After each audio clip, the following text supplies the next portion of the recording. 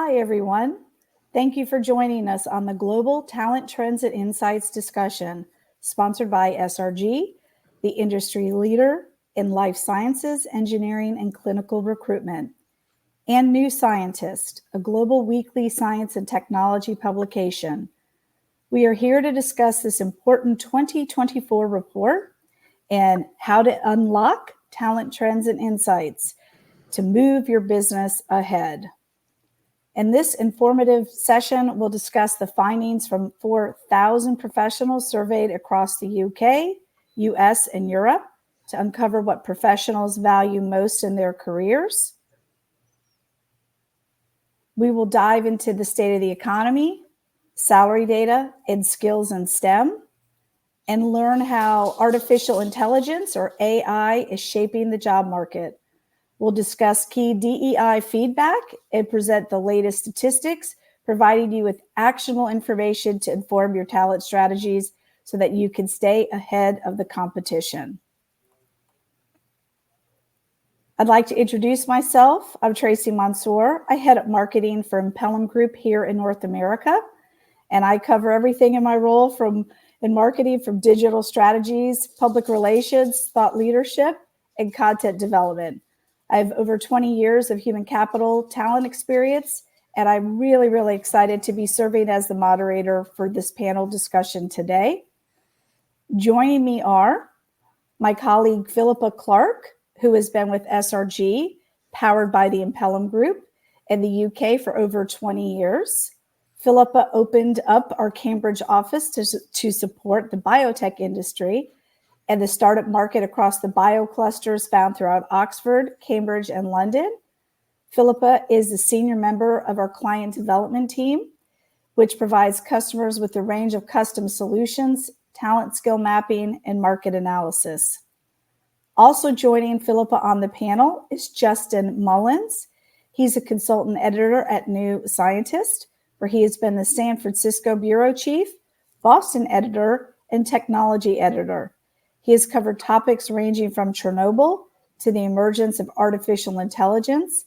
It is a former teaching fellow at the University of California, Berkeley. Also joining us today is Patrick Stedman. He is a seasoned life sciences leader with over 20 years of experience.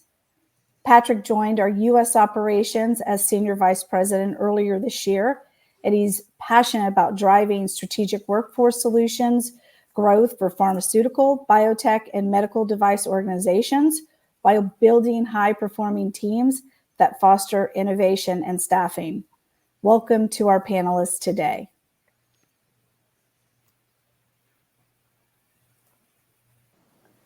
The state of the economy is always a good place to start any conversation about trends and insights, and it's certainly been a somewhat challenging climate of late. We've seen reductions in force, hiring freezes, and generally more conservative hiring practices. We know that in some parts of the world, there have been major elections. Depending upon when you're viewing this particular webinar, it may be pre or post the November US elections. But we certainly want to better understand some of the impacts that we've seen as a result of the trends economically and what that impact has been to employers and candidates. So why don't I start with you, Patrick, to talk a little bit about what you're seeing in the U.S. So thank you very much, Tracy. I appreciate the kind introduction. The economy has certainly remained a very provocative topic over the course of the last couple of years, across all industries. I think that we're very much dealing with a post-COVID hangover still, as well as inflation rates and a looming election. So a lot of companies and a lot of our clients are still very apprehensive with their hiring practices. I think a couple trends that I wanted to talk about in my few minutes of time here is, one positive is that we've seen a large influx of cash and funding towards life sciences and healthcare industries year to date, close to $6 billion, which is indicative of, we're still in a process of people are thinking it important to develop new drug applications, medical devices, and things of that sort. Another trend that still has remained very consistent of what we've seen is direct hiring practices. We haven't seen any sort of change, and it may even gone back the other way over the last couple of years. And I think we're in a very positive headspace. I've spoken to a lot of my peers across the Impellum group and across the STEM, the other STEM branches, that we find that, given where we are from an economic standpoint, that it's looking to shift over the course of the next 6 months. And with that being said, one of the ways that our clients at SRG have mitigated some of that is that they've moved very, very fast towards statement of work, or fixed pricing, if you will. So this puts them in a position it affords them more flexibility, more control, and also provides them with the best in class talent, and affords them the opportunity to be able to finish projects and hit milestones without having to impede their full-time staff on their core projects. And what we have found is that it's also a very big cost savings. So it's, they're mitigating the idea of any sort of attrition that they're faced with. They're able to hit milestones and projects on time. SRG, over the course of the last few years, has spent a great deal of time developing a very comprehensive statement of work practice. And we've been able to bring that to market to our clients to prove to them that we are able to finish projects and provide cost savings for them. I think that, in closing, from the trends report, it's important for us to recognize that 33% of the participants in North America are expecting to have budget increases between now and the end of 2025, which I think is a very positive indicator of where the economy is going. We appreciate those insights, Patrick. It's interesting to hear how companies are flexing from perhaps more full-time equivalent hiring, or perm hiring, as we call it in the industry, to more statement of work based hiring, to give them the added agility and flexibility to meet their talent needs. Very, very interesting. Now I'm going to turn to the other side of the Atlantic with my colleague Philippa to talk about what she's seeing in the UK. We welcome your insights. Thank you, Tracy, and great to be here. Similar situation in the UK. Obviously, we've had a period of economic and political uncertainty.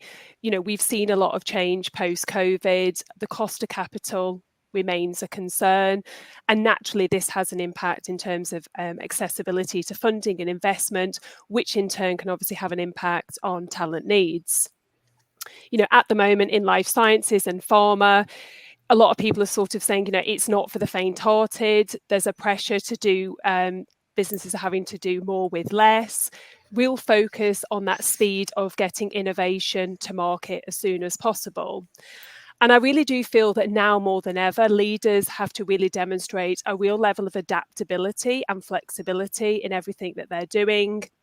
We've seen a massive push here in the UK for contract hiring models. They provide that true flexibility, but it gives you that quicker access to talent. And just to sort of agree with what Patrick was saying, there's a real focus on the moment, not necessarily on headcount numbers, but how do we get this work done? So really focusing on delivery of those projects.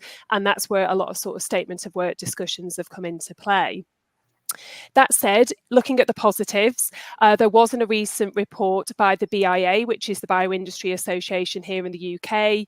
They recently released their biofinancing report, and there were some really positive stats. We're seeing quarter-on-quarter growth in both the VC and public funding, and the UK still continues to have a very healthy budget allocation for health R&D. So I think it's really important that we also focus on the positives that we are now starting to see.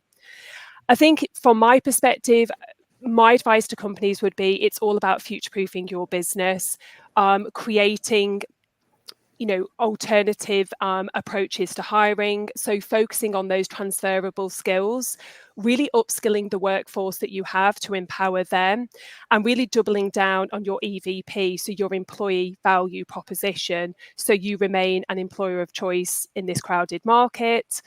And I think really my advice at the moment in this current climate to candidates is be really clear about those transferable skills that you can offer. Always seek opportunities to learn new skills, particularly during quieter periods, and seek out mentors as well. I couldn't recommend mentoringship enough. It's a great opportunity to get some extra knowledge and really understand what's going on across the market. Really terrific insights. And I love what you said, Philip, about focusing how to best get work done. It may not be the traditional models you as an employer or you as a candidate might have considered before, but in this time of constant change, certainly something to keep forefront in your mind. I'm going to turn to you, Justin, to hear about your insights and certainly what you're seeing in terms of the economic trends and their impact on talent today. No, thanks, Tracy. I think the most significant thing by a long way has been the COVID bounce that we've seen in the last couple of years. And just to put that in a broader context, during COVID, the life sciences industry had huge investment. There was a very rapid change as all kinds of things were brought online. And of course, we've been going through a period of recalibration since then. And that process has had some very unexpected and sometimes counterintuitive consequences. So, for example, in Britain, during COVID, we ran some of the most important clinical trials to try and identify what was working and what wasn't working in treating COVID. And the organization that oversees those, the Medicines, Healthcare and Products Regulatory Agency, they did an extraordinary job in getting all that working. But what happened was while that was going on, all of the other clinical trials were piling up in the background. And so when we came out of COVID, there was a huge backlog and they got themselves into a bit of a tizzy, in all honesty, getting on top of all of that. And it became so bad that for a while it was a kind of reputational issue for Britain's life sciences industry. But to give them their due, they have turned that around and very rapidly turned themselves into a streamlined, forward-thinking, agile agency, which is really accelerating the way in which innovation can be brought to market. And I think that's been a significant thing. The other thing that I think is important is, of course, we've been through an election here. We've gone through a period of great political uncertainty. And the hope now is that we have a clear run ahead of us where industry can plan, knowing that there are things that are going to be stable for the next political cycle. And I think that's going to have a significant effect on investment and the broader industry. Thank you, Justin. I think we're all looking forward to those upward trends as you're describing, so appreciate that.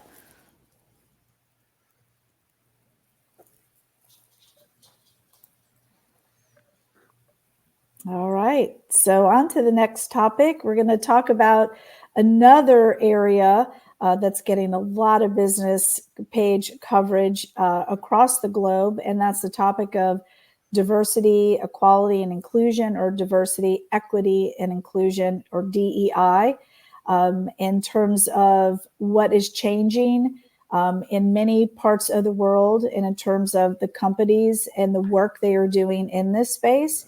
Many firms are publicly stating that they're moving away resources from diversity-based programs to more professional development, mentoring, which Philippa, you mentioned in an earlier response, and networking. Separately, research by Staffing Industry Analysts, or SIA, found that 67%, so more than 2/3 of large staffing buyers, have a program for diversity suppliers in place. So that means including in your programs for contingent workforce staffing, firms that are minority owned. And 23% have said they will have such a program in the next 2 years. So clearly very much a focus of the greater talent and staffing industry. So our report shows an uptick in organizations where there have been visible efforts to be more diverse. And certainly we want to know what you are all hearing from customers and candidates on that front. So I think I'm going to start off with you this time, Philippa, and to tell us a little bit more about what you're seeing. Yeah, thank you. Starting with the survey, certainly in the UK data, it was really encouraging to see a high proportion of respondents have seen visible changes in the last 12 months within their workplace, notably more initiatives, more training, and more tangible steps towards improved diversity. I do a lot of networking across the life sciences industry. I speak to a lot of different people, and it's been great to really explore all the different steps companies are taking, such as completely rethinking the needs and wants for each of the jobs that they're hiring for, moving away from the traditional universities that they would source for, looking at a wider range of experience types to create those real diverse teams and create that diversity of thought. A lot of companies as well are really focusing on transferable skills, not just the technical skills. I think often in the life science industry, there's always that temptation to focus on the technical skills, but we must think about those other areas. I think investment in upskilling, which I think is something we'll probably touch on a lot today, really investing in the people you have already, investing in leaders, educating them about unconscious bias. It's so important that we talk openly about this topic. Mentoring programs, again, to share best practice, talk to people from different companies, different backgrounds, and really just streamlining the recruitment process in general to attract and engage much more diverse pools of people, as I say, to remove that unconscious bias. And I think remove that temptation just to keep dipping into your personal network, which again can be tempting in this market. Here at SRG in the UK, we've been doing lots to support diversity and inclusion. A really good example I wanted to talk about, first of all, is the STEM ambassador work that we've done across the UK. We have STEM ambassadors that reach out to a whole diverse pool of educational institutions to really engage and talk to young people about STEM, really get them excited about the different pathways that they can take in this industry. And one of the other examples is the work that we've done around degree apprenticeships. This is a really exciting initiative in which individuals can obtain a degree whilst working in the workplace. We've already seen a big uptake of degree apprenticeships across CROs, so contract research organisations, and the pharma industry. And what this does is allows people to gain qualifications, gain hands-on experience. They don't get into lots of debt, and it gives people access that wouldn't have normally even considered university. So I think that in itself will really drive better diversity across our industry. I think the concept of the degreed apprenticeships is such a wonderful one, and it really opens up the opportunities for social mobility and for people, as you just described, who wouldn't necessarily be able to consider university or college curriculums in their real day worlds, but now they can. Certainly want to hear more from you, Justin, on the topic and some of the coverage you've potentially written or edited about when it comes to the topic of diversity, equity, or equality and inclusion. Well, I think one of the most important things that we can do in this area is first to characterize the scale of the problem and how it affects the people involved. And what our survey is helping to do is to reveal things like the ethnic pay gaps that exist and just how significant they are, both in the UK and the US and in Europe, and also the gender pay gap as well, which is a long-standing issue. And to my mind, has seen what the data shows is it's essentially stuck, that people have been talking about this for a long time, and yet the numbers show that the gap is as big as it's ever been, essentially.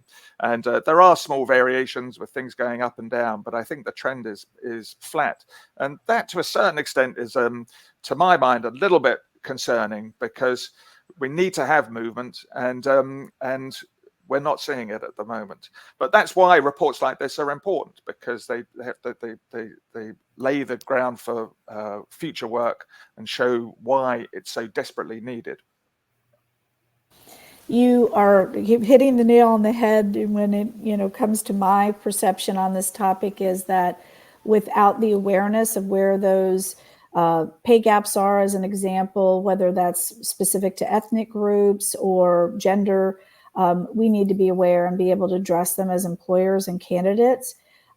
Patrick, is there anything you would want to add to this topic? Yeah, I mean, Justin, again, I think Tracy said it well. You hit the nail on the head. In looking at this report myself, and I hope that it's across the board, that they hit on some really strong numbers in terms of what we're looking at and where we can go from a future state.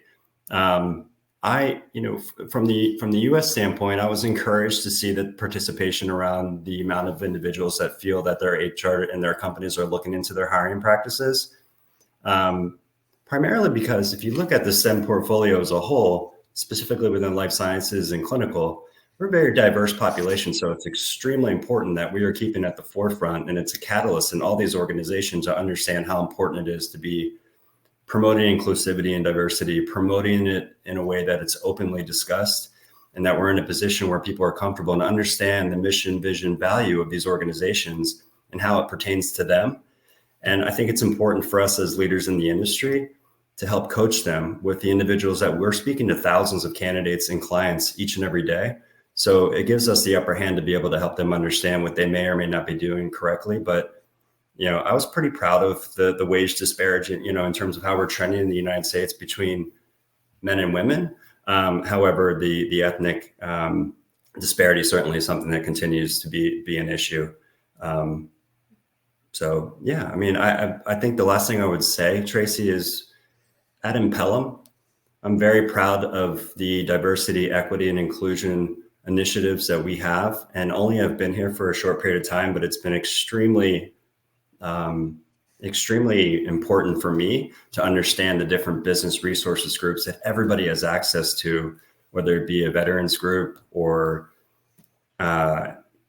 environmental sustainability and so on and so forth. It gives everybody the opportunity to be really a part of different types of groups and understand what different types of groups are wanting to hear and understand. Yeah, and I think that's one of the practical insights we want to bring to bear and to light is that, as an organization, if you're wondering where to start on this journey, the business resource groups that Patrick just mentioned are a good place to start. Just internal affinity groups for people who can talk openly and transparently about what they want to see in an employer, what's going to make it a more satisfying place in which to work. So don't underestimate those small steps you can take in your respective organizations, or for those candidates listening in today, taking this idea to your employers and saying, hey, I'd love to help be a resource in the development of such a business resource group. So really terrific insights, and appreciate everybody sharing their input and feedback.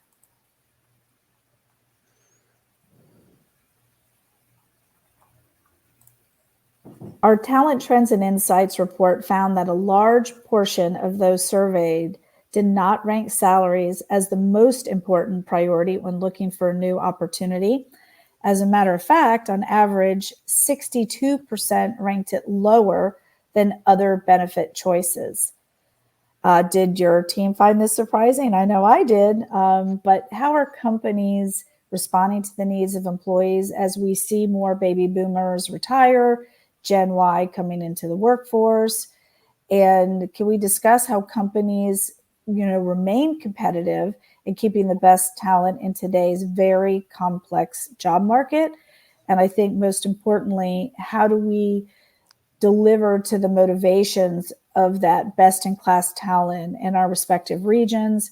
And then how do candidates better understand what the talent marketplace looks like? So, Philippa, I think I'm going to go to you first to see what your thoughts are on this really, really interesting topic.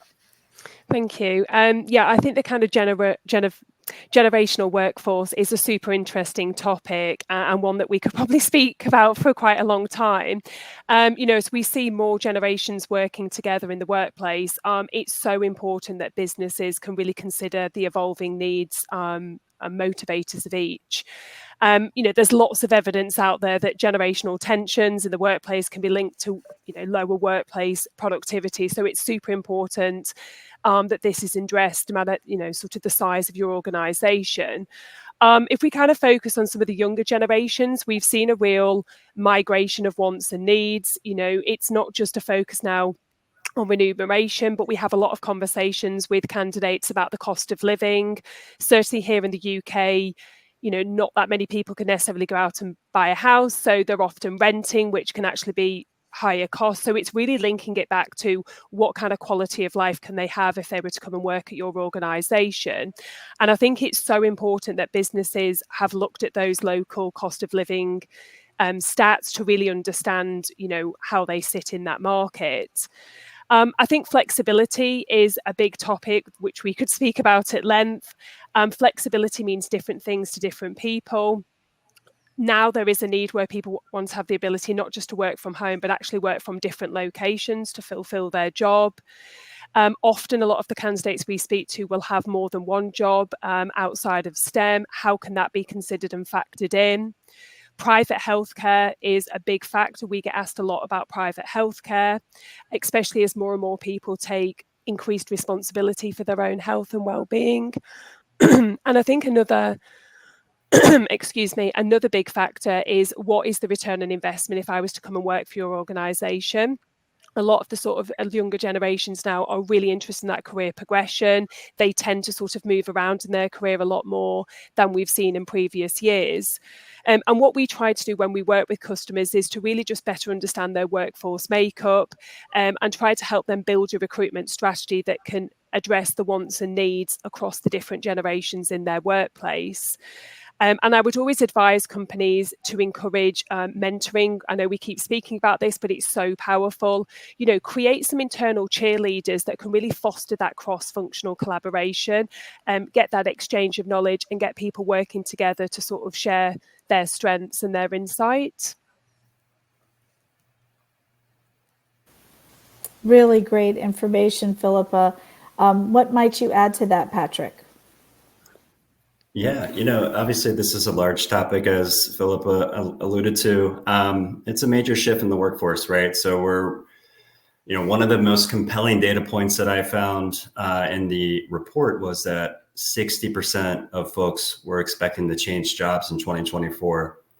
That's a lot of folks, and I don't anticipate that changing as the years progress. And what that tells me, and what that's indicative of, for me, and what we're seeing in the workforce, is that we're dealing with folks that love challenges. They're more ambitious. They have bigger goals. They're looking for, as Philippa said, mentorship and new things that they're eager to learn.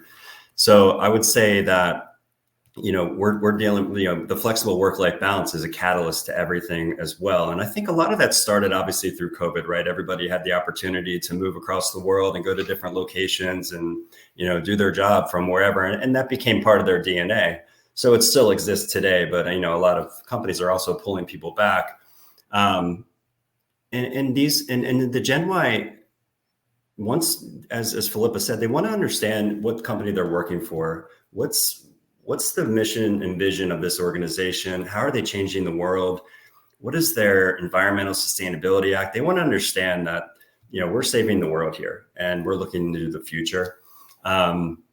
We've met with so many clients and we've dealt with so many candidates where we're helping to consult them on, their job searches. And, I think more so with the client side, they're asking questions around like, hey, what does the candidate want? What are they looking for really? How can we augment our way to bring on individuals in our hiring practices? And we'd be able to help that. It's an ever evolving situation in our current state. And the last thing I would say is that, we're dealing with a generation that this is for the first time they've grown up their entire lives with the internet and other technological advances that others haven't. So, when I think of that, I think these are going to be the folks that are going to be the forefront, of AI and be able to take charge and be able to be part of that big migration as well. Yeah, really interesting insights. These digital natives, as they're calling them, are critical to the workforce. And I think, the pro tip in this discussion is, how are you customizing your job searches, the types of candidates you're seeking, to really flex the needs of the markets that are so prevalent within the workforce? And that's addressing all populations in a unique and targeted way versus kind of one size fits all. And that's certainly something I think many of the employers listening in today would take note of. So, Justin, how would you round out this topic with your insights? Well, I'll just pick up on one thing that Patrick alluded to, which was on sustainability. I think that is becoming an increasingly important factor for not just young people, but people throughout the workforce. I think we all understand that we have to pull our own weight to make the planet sustainable, to achieve our net zero goals and so on. And I think one thing that companies can do is to advertise what they're doing in that area to make themselves more attractive to this group who want to be part of a sustainability initiative. They want to help to move towards net zero. And I think people want to be able to talk about, tell their friends, we're doing this, we're part of this effort, and it's bigger than we are, and it's really important. And I think that's something that a lot of companies are having to do anyway. And so using that as part of their recruitment, I think, is probably a sensible solution. And I know there are lots of other balls in the air, but that's one I think that is particularly important for the younger generation, and of course for the entire planet, which we shouldn't forget. No downside to that for sure, Justin. And I think it's another one of those topics where, as you described, many organizations are already doing a lot of this good work that's going to be attractive to virtually every demographic group, every generational group. But are they communicating that effectively? Are they putting that in the collateral materials when they're recruiting a candidate? Are they talking about that on their website? Is that part of their recruitment marketing and employer value proposition, as Philippa touched upon somewhat earlier today? Exactly. I think those are all things you could do very tangibly, very quickly, very agilely to address this growing topic and the generational workforces that are in play today. So great feedback, everyone. Thank you.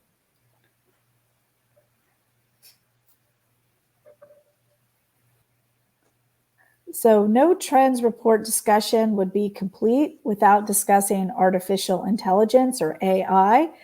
You can't escape the topic in today's business news. So the industry is saying that AI is necessary for skill sets in terms of advancing research, development, production, manufacturing of the products that impact the greater life sciences industry. And certainly many of you are seeing those impacts today. So I think I'm going to start with you, Justin, to talk about what you're seeing and what some are calling this fifth industrial revolution, and what it is that you would comment on when you talk about AI and its impact on this industry and related trends and insights. Well, obviously, the impact has been huge. And just to put it in a little bit of perspective, what we're talking about is something that really came to the market in November, just 2022, with the launch of ChatGPT. And then by the time we were putting together our survey was just over a year after that. And we're already finding that 60% of our respondents are saying that AI is already changing their jobs. And that is a massive change on a scale that has really been unprecedented throughout my lifetime, really, and the way it's changing jobs. And what we're beginning to see really is jobs that are that have AI assistants. So these assistants are emerging that take some of the grunt work out of ordinary work and free up people to do other things, more high value tasks. And I think that's an important way forward. And what it means for potential employees is that you have to be flexible to take this on board and learn how to use it and move forward, get trained up, and to use it to boost your careers. It has important implications for employers too, because they need to be able to look at the jobs and the way that an AI assistant can help. And that requires a partnership with the people involved.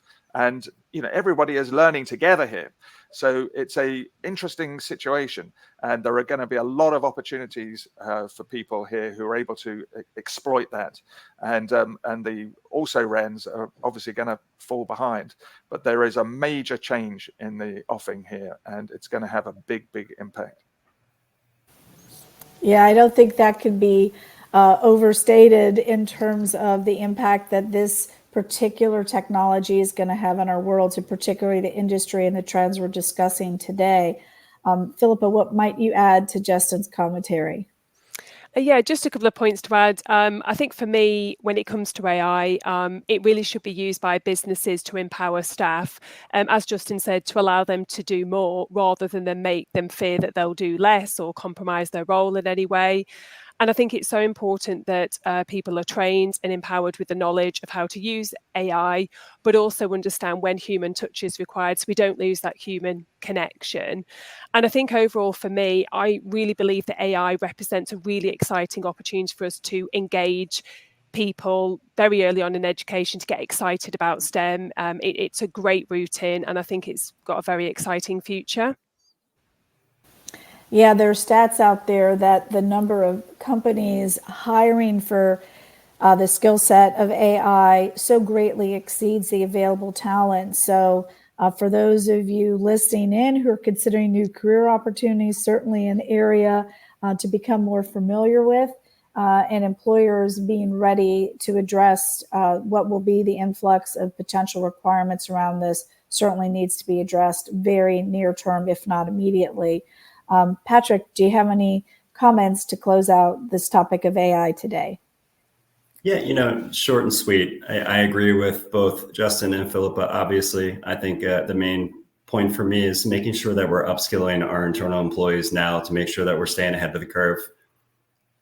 AI has been out for quite some time. However, it is new to the majority of individuals, and it's just starting to make a major impact in our industry. So I think it's going to be more and more important to make sure that we're putting programs together, we're putting initiatives together, we're upskilling our employees to make sure that we can put them in the best possible position to be successful. I think that topic of upskilling, reskilling is going to be one that we're talking about for a very long time. Good points to add. Thank you so much for that, Patrick. So just to close out our session today, and it's been a good one, and I hope everybody has learned something in terms of practical tips to take into your respective hiring organizations. And for those of you joining us from the candidate side, looking for new opportunities, what do you need to be more informed about as you begin or perhaps further develop your career and your career search? So just some parting words of wisdom. I'm going to start with Philippa.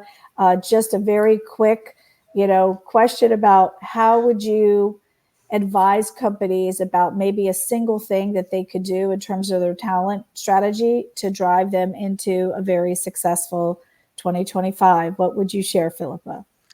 So just quickly, I think given some of the trends we've discussed and the skill gaps that we're seeing in the market, my top tip to businesses to really future-proof is to really explore those alternative routes into STEM. This is what's going to create sustainable and diverse talent pools. And as we've said numerous times, it's all about then investing in your existing workforce to make sure they're equipped so they can evolve in this ever-changing market. I think the STEM industry as a whole, there was a staffing industry analyst report just released that talks about they still remain the most lucrative careers across the globe. So certainly better preparing people for those STEM careers is an important one to consider on both the employer and the candidate side. Patrick, what would be your quick pro tip on building a talent strategy for success in 2025?